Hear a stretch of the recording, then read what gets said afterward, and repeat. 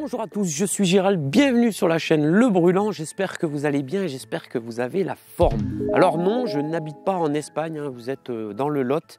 Et la nature, vous avez vu dans l'état qu'elle est, tout est jauni, tout est cramé. Alors ça, c'est les conséquences de la sécheresse qui frappe cette année en 2022 la France. Et le constat, il est sans appel. Une nature qui n'a pas d'eau, eh bien, elle crève. C'est pas le sujet de la vidéo. Aujourd'hui, je vous propose une vidéo où on va comparer deux modes de production photovoltaïque. Le premier mode, ça va être avec des panneaux montés sur un support fixe.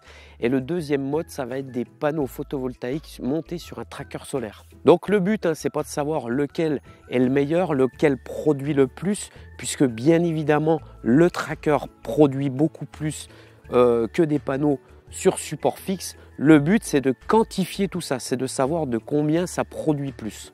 Alors pour ce faire, je vais utiliser les panneaux que vous voyez derrière moi. C'est deux panneaux de la marque Bosch, ils font 240 watts crête chacun. Donc on va arriver à 480 watts crête de production maxi avec l'ensemble des deux panneaux que vous voyez là. Donc ces panneaux sont montés sur un tracker solaire. Alors pour faire les mesures et quantifier tout ça, je vais faire des mesures sur 2 jours. Donc une fois le tracker solaire va fonctionner tout à fait normalement comme il le fait depuis 7 ans. Alors moi je pratique l'autoconsommation. Donc le tracker, il va traquer d'est en ouest le soleil. Et puis la deuxième journée de mesure et de test, je vais bloquer le tracker en position midi comme vous le voyez derrière moi. Donc pour bloquer le tracker, rien de plus simple. Je prends mon PC portable, à l'intérieur il y a un logiciel qui s'appelle Helios Analytics. Je me connecte au module SAT Control qui est à l'intérieur du boîtier qui lui gère le tracker.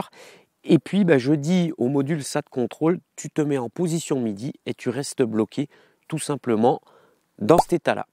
Et donc je me retrouve avec des panneaux sur un support fixe. Alors au préalable, pour avoir des conditions de production identiques, ce que j'ai dû faire avant chaque journée de mesure, j'ai dû nettoyer mes panneaux.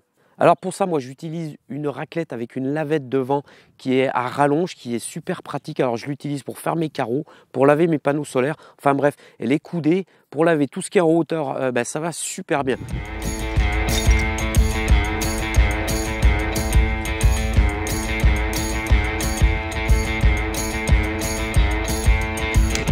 Maintenant ça va chier.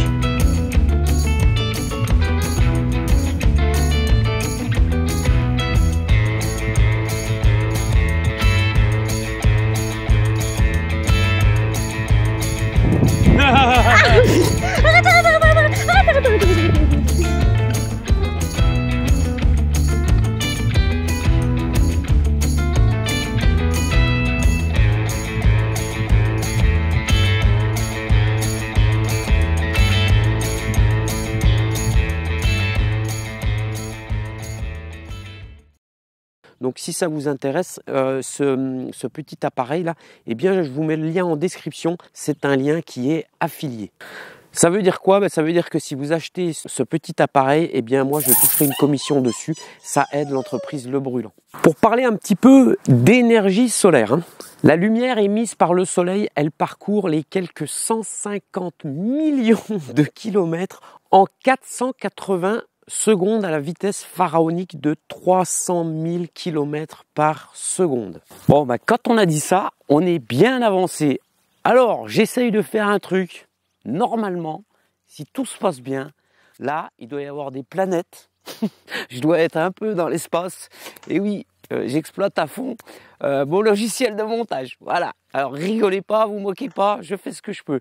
Donc, 150 millions de kilomètres pour se représenter quand on est un humain, un terrien, pour moi, ça veut pas dire grand-chose. J'arrive pas. Alors, je me suis amusé à faire un petit calcul pour voir ce que ça représentait plus à l'échelle humaine, 150 millions de kilomètres, la distance qui nous sépare du Soleil. Si demain, je prenais ma bagnole à la vitesse de 130 km/h, si je voulais aller sur la surface du Soleil, en roulant H24, c'est-à-dire jour et nuit sans jamais m'arrêter, à l'échelle humaine, donc, il me faudrait 130 années pour rejoindre la surface du Soleil. Alors c'est complètement con, vous me direz, mais bon, ça donne... Moi, j'ai besoin de faire des projections comme ça parce que... Voilà, donc il faudrait... Et vous imaginez quand même que cette boule hein, de feu qui est au milieu de notre système solaire, il est à 130 années de bagnole quand même. Et putain, l'énergie qui arrive, mais c'est... Voilà, bon, bref, j'arrête, on continue la vidéo. Et donc, malgré l'éloignement hein, qui nous sépare du soleil, eh bien, ce rayonnement solaire hein, qui arrive sur mes panneaux, par exemple, eh bien, il a encore une puissance incroyable.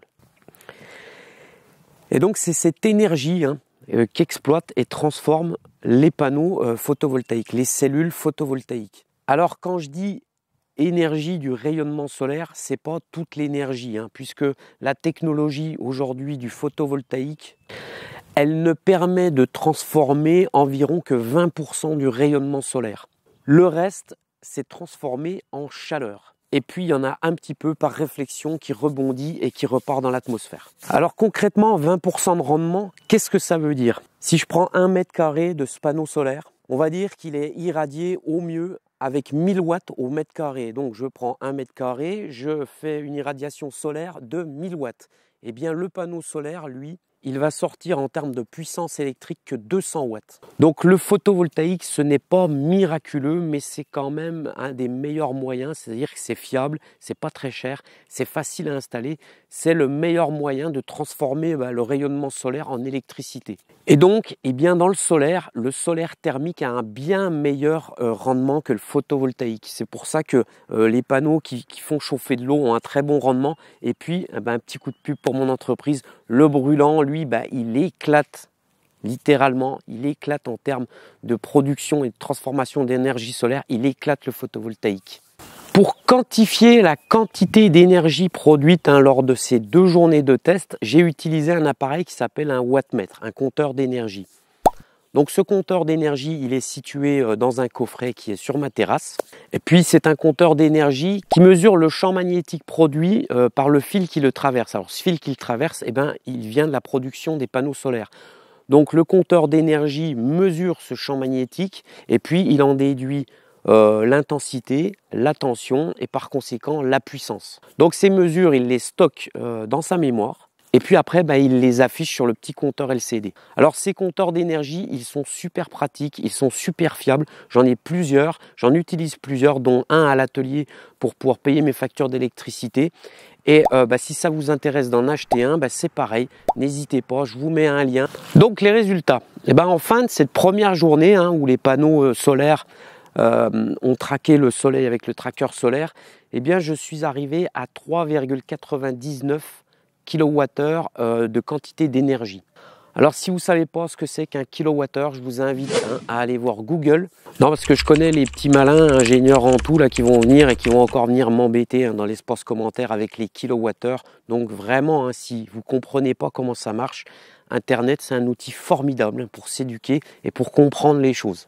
Alors, au préalable, bien évidemment, avant chaque journée de mesure, j'ai remis à zéro ce compteur d'énergie. Au passage, je vous mets ici l'autoconsommation des 2 micro-onduleurs qui est de 1,17 watts. Alors l'autoconsommation des micro-onduleurs, c'est quoi? C'est l'énergie qu'ils ont besoin pour fonctionner, même la nuit, comme ils sont tout le temps raccordés au réseau, ils consomment un petit peu d'énergie. Donc le compteur, lui, il lit ça, il lit l'énergie que vont consommer les 2 micro-onduleurs. Bon, 1,17 watts, c'est vraiment pas beaucoup. Et donc, ces petits compteurs d'énergie, ils lisent dans les deux sens, qu'on soit en production ou en consommation, ils s'en foutent. Ils regardent le champ magnétique et ils lisent ce qui passe à travers. Et donc, cette deuxième journée de test, où les panneaux étaient en mode fixe, j'ai relevé, ils ont produit 2,97 kWh à la fin de la journée. Cette deuxième journée, je l'ai choisie la plus proche de la première pour avoir le même temps d'ensoleillement. Et puis j'ai choisi aussi la journée qui ressemblait le plus en termes de conditions météo pour être le plus précis possible. Alors en ce moment, pour choisir 2 journées en termes de conditions météo qui sont les mêmes, c'est assez facile, puisqu'en ce moment, c'est la canicule totale. 2 journées ensoleillées, c'est facile à trouver aujourd'hui. La différence entre les panneaux sur support fixe et les panneaux en mode suiveur, elle est de 34% en termes de production d'énergie. Donc, je peux affirmer qu'avec ces modèles de panneaux, ces onduleurs, ce tracker solaire, moi j'aurai 34% d'énergie sur mes panneaux qui sont sur le suiveur, par rapport à s'ils étaient sur des supports fixes. Et rapidement comme ça, pourquoi une telle différence entre le fixe et le suiveur? Eh bien, tout est une affaire d'incidence du rayonnement. Moins l'angle entre une surface et l'ensoleillement est perpendiculaire, c'est-à-dire plus on s'éloigne de la perpendiculaire, plus la surface d'ensoleillement augmente et du coup le rayonnement est bien moins concentré. Eh bien, c'est ce phénomène qui donne cette différence entre du fixe et du mobile. Alors je ne parlerai pas dans cette vidéo, je ne ferai pas de calcul d'apothicaire sur les rendements, puisque aujourd'hui les prix ont beaucoup changé en 7 ans entre le photovoltaïque, le prix de l'énergie, le prix des suiveurs. Bref, je vous invite à faire vous-même vos calculs de rentabilité. Néanmoins, il y a une chose à ne pas négliger dans le calcul de vos installations solaires, chose que les gens ne pensent peut-être pas tout le temps. Il y a un truc qu'il ne faut pas oublier, c'est le prix des supports et puis des fondations quand on veut faire du photovoltaïque.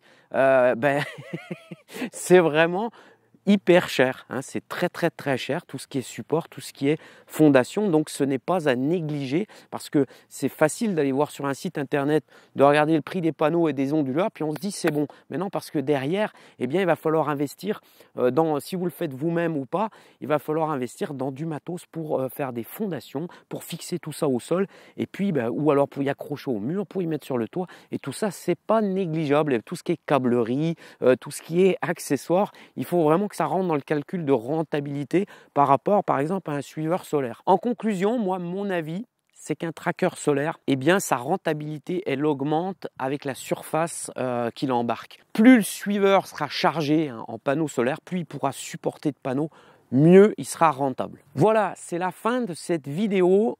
Petit coup de publicité pour 2 chaînes dont je voulais vous parler. La chaîne de Bruno qui s'appelle Ta mère la bute. Allez la voir, c'est une chaîne de jardinage, mais qui est traitée avec beaucoup d'humour.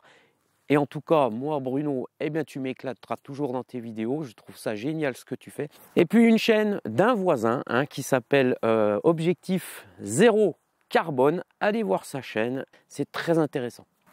Voilà, c'est tout pour moi. C'est la fin de cette vidéo. Si elle vous a plu, si elle vous a intéressé, n'hésitez pas à me lâcher un petit pouce, à partager cette vidéo, à parler du brûlant autour de vous, bien évidemment. Je vous fais à tous un gros bisou. Prenez bien soin de vous. C'était Gérald pour le brûlant. Salut!